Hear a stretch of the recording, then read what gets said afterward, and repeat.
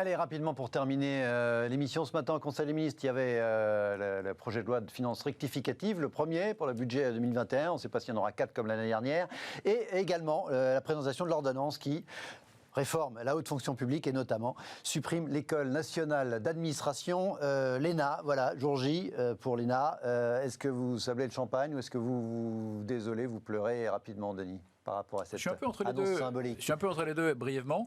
Je trouve bien qu'il y ait une réflexion sur la formation, le recrutement des hauts fonctionnaires. C'est indispensable dans un contexte où l'État, la dépense publique n'est pas efficace. Donc c'est bien qu'on entame une réflexion. Après, l'ENA ne disparaît pas quand même. Il change de nom et un peu de mode de fonctionnement, bien sûr. Il ne disparaît pas. Même adresse, même professeur, même ville. Exactement. Mais c'est l'Institut de service public. D'aspect un peu cosmétique et marketing, mais qui est nécessaire quand on fait des réformes, bien sûr aussi.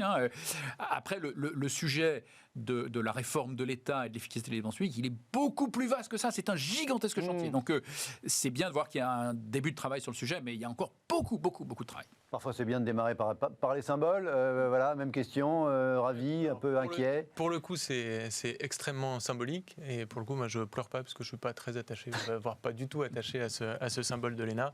Pour autant, le fait qu'il y ait une espèce de couronnement académique des personnes qui, voilà, intellectuellement, sont vraiment au-dessus du lot et qui veulent s'investir dans une carrière par la fonction publique, parce qu'il faut quand même en avoir envie. Moi, je reconnais quand même un dévouement assez massif, et je serais vraiment très heureux que les problématiques très économiques de la gestion des comptes publics soient encore plus poussées à l'ENA et que vraiment cette éducation économique au nouvel ENA, pardon, soit poussée très loin.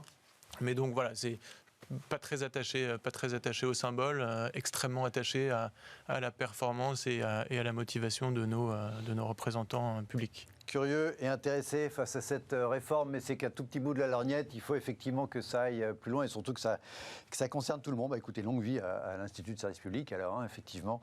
Merci à tous les deux d'avoir été à mes côtés ce soir, tout au long de l'émission. Merci à vous de nous avoir regardés. On se retrouve demain, même heure, même adresse sur Bismart. À demain.